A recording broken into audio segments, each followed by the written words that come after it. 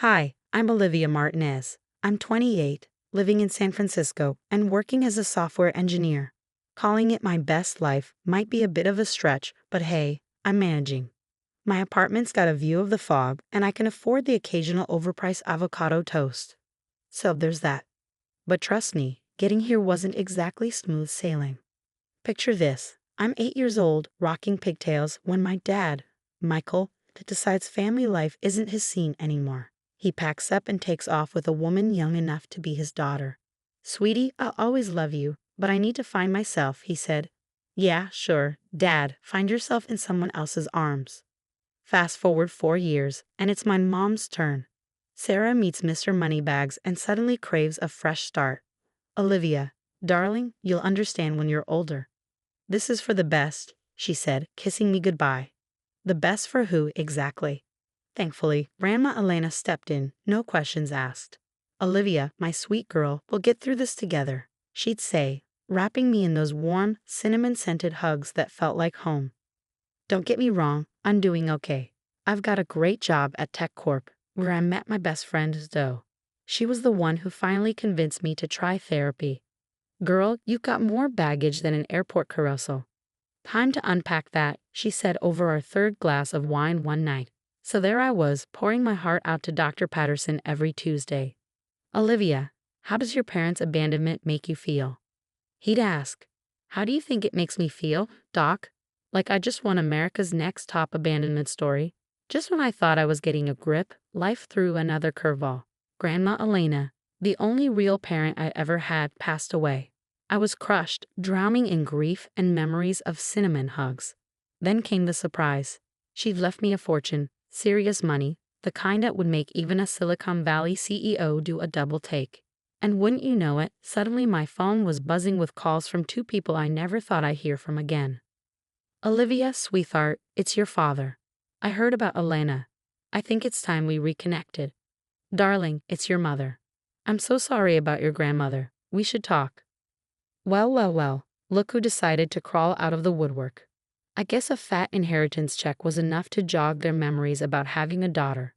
Buckle up, folks, things were about to get interesting. So there I was, standing outside a fancy restaurant, questioning my sanity for agreeing to meet with Michael. Yeah, I'm calling him Michael now. Dad is a title you earn, and this guy cashed in his chips a long time ago. Olivia, oh sweetheart, you look so grown up, he said, walking toward me with a woman who looked like a desperate housewife's extra on his arm and two mini Michaels trailing behind. Hi, Michael, I replied, my voice flatter than week-old soda. This is Vanessa, my wife, he said, beaming like he was introducing me to a shiny new car. And these are the twins, Bryson and Kyler. I forced a smile. Nice to meet you all. As we sat down, I couldn't help but notice Vanessa's designer everything. Her purse probably cost more than my monthly rent. So Olivia, Michael started, his voice dripping with fake sincerity. I heard about Elena. I'm so sorry. She was a good woman. Yeah, she was the best, I replied, stabbing my salad like it had wronged me. Funny how you remember her now. Michael had the decency to look uncomfortable. I know I made mistakes, sweetie, but I'm here now. We're family. Family? I scoffed. Is that what you call it? Vanessa chimed in, her voice nauseatingly sweet. Olivia, your father's been through a lot too. We should focus on healing. I bit my tongue so hard I tasted blood. Michael cleared his throat, leaning in. So Elena's estate, has everything been settled smoothly? And there it was, the real reason for this little family reunion. It's been handled, I said curtly. The rest of lunch was a blur of awkward small talk and thinly veiled questions about my finances. The next day, it was Sarah's turn. She picked a ritzy country club. Of course she did. Darling, she exclaimed, air kissing my cheeks. This is Robert, my husband. Robert, a silver fox type in a tailored suit, shook my hand. Pleasure to meet you, Olivia. Sarah's told me so much about you. Funny, she hardly ever mentioned you to me, I quipped. Sarah's smile faltered for a second. Well, let's sit, shall we? I've been dying to catch up.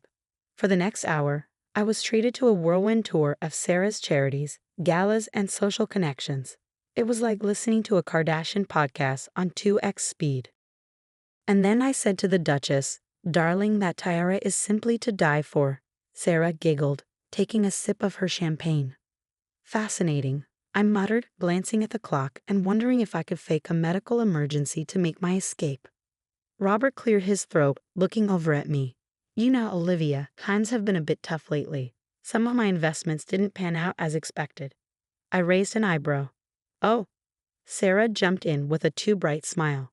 Nothing serious, of course. Just a little belt tightening. But you know, family is so important during times like these, don't you think? I excused myself shortly after, my head spinning with thoughts of their not-so-subtle hints. Back at work, I spilled everything to Zoe over coffee. They're totally after your money, Zoe said, her eyes wide with disbelief. You need to watch your back. You think? I sighed. What should I do? Zoe's eyes gleamed with a mischievous light. I know a guy, a private investigator. He could dig up some dirt on your folks. I hesitated, then nodded. Do it. For the next week, my phone lit up with messages from Michael and Sarah. Family dinner. Let's go shopping. We have so much to catch up on. I was ignoring yet another text when I overheard a conversation in the break room that made my blood run cold. Yeah, Martinez, the quiet one, right? Word is her grandma left her millions. I froze, my coffee mud halfway to my lips. How did they know about my inheritance? And if they knew, who else did? As I walked back to my desk, my phone pinged again. Another message from Sarah. Darling, we simply must discuss the family estate. It's what Alina would have wanted. I clenched my fists, a cold anger settling in my gut. These vultures thought they could swoop in and take what was mine. They had another thing coming. It was time to find out what skeletons were hiding in their designer closets. Jake, the private investigator Zoe had recommended, didn't waste any time. Within a week, he dropped a bombshell that made my head spin. Your dad's business? It's a house of cards, Jake said, sliding a file across my kitchen table. He's in deep with some nasty loan sharks. We're talking break your kneecaps kind of guys.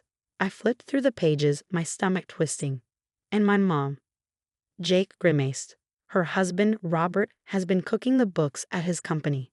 They're one audit away from total bankruptcy. It was like a punch to the gut. I knew they were after my money, but this level of desperation was staggering. There's more, Jake continued. Someone's been poking around your work email, accessing files about your inheritance. I felt the blood drain from my face. What? How? Jake shrugged. Inside job, maybe. Any coworkers acting suspicious. My mind raced, recalling the break room gossip and the sudden interest from people who'd never given me the time of day before. It all started to make sense. I've got an idea. I set a plan forming in my mind. Can you set up a meeting with a financial advisor? A fake one. Jake grinned. Now you're thinking. I know just the guy. The next day, I invited both Michael and Sarah to separate meetings with my financial advisor to discuss my inheritance. They both jumped at the chance like sharks smelling blood. When they arrived at the office, the looks on their faces were priceless. Michael turned pale, while Sarah's Botox forehead actually managed to wrinkle in surprise. What's going on here? Michael demanded. I smiled sweetly. Oh, I just thought we could all chat about my inheritance together. Isn't that what family does? For the next hour, I laid out everything Jake had uncovered. Michael's failing business, Sarah and Robert's embezzlement, and the hacking of my work email. With each revelation, they grew more desperate, turning on each other like rabid dogs. You told me you needed the money for the boys' college fund. Sarah shrieked at Michael. Oh, please, like you're any better, Michael shot back. Trying to frame your own daughter for corporate espionage. Michael shot back, and my jaw dropped. Sarah, at least have the decency to look ashamed. It wasn't supposed to go that far. We just needed access to your files, she stammered. I stood up, shaking with rage. Get out, both of you, and don't ever contact me again. As they left, tails between their legs, I caught a glimpse of Jake in the corner, giving me a thumbs up. The entire confrontation had been recorded. The fallout was swift and brutal. My coworker Tim from accounting confessed to being bribed by Sarah for information about my finances. A few days later, Michael showed up at my apartment with the twins, trying to guilt me into helping him. Think of your brothers, Olivia. They need you, he pleaded. I slammed the door in his face. They needed a father who stuck around, not a deadbeat chasing money.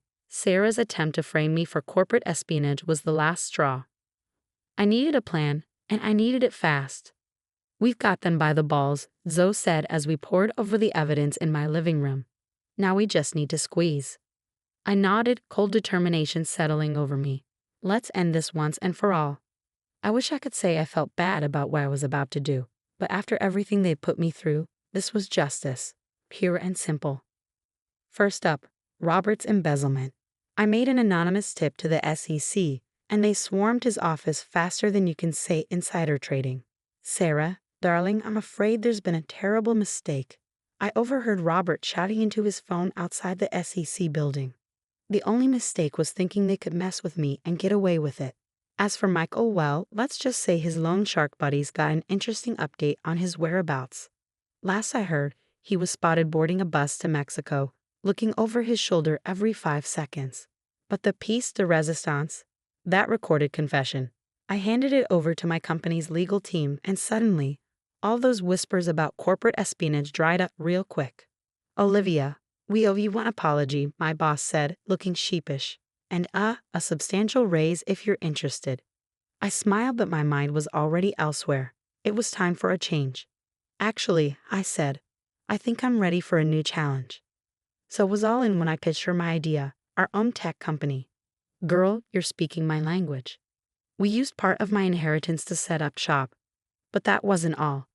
Grandma Alina's house. I turned it into a shelter for kids who'd been abandoned or abused. It felt right, like she was still helping people even after she was gone. This place is going to change lives, Zoe said as we stood outside the newly renovated shelter. I nodded, feeling a lump in my throat. It already has. Standing by the window of my new office overlooking the San Francisco skyline, I felt a weight lift off my shoulders. The past was behind me. The future was mine for the taking. The story's over, but I've got a question for you. If you were in my shoes, would you have exposed your parents' schemes or given them another chance? Family is complicated, right? Drop your thoughts in the comments.